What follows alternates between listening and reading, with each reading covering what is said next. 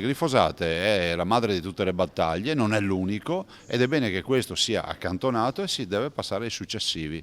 Tornare indietro decisamente no. In tutti i vigneti del mondo lo utilizzano bene, noi non lo dobbiamo utilizzare. Vuole stroncare sul nascere qualsiasi tentativo di riabilitazione il governatore del Veneto Luca Zaia, il glifosate deve rimanere nella blacklist dei nemici del prosecco e pazienza se la prestigiosa Agenzia per la protezione dell'ambiente degli Stati Uniti abbia escluso qualsiasi pericolo per l'agricoltura e la salute umana. C'è poi il fattore UNESCO. Quello che si fa nelle colline del Prosecco di Conegliano e Valdobbiadene, nei 9.000 ettari, peraltro patrimonio dell'umanità, diventa ovviamente cassa di risonanza a livello internazionale. Sulla riabilitazione del glifosate nelle scorse ore aveva espresso soddisfazione mezzo stampa il presidente di Confagricoltura Veneto Ludovico Giustiniani, parlando di scienza e non di pregiudizio, una presa di posizione pesante anche perché lo stesso Giustiniani da poche settimane è espressione del consorzio della DOCG all'interno del consiglio direttivo dell'ente di gestione delle colline UNESCO. A prendere le distanze da Giustiniani è Innocente Nardi,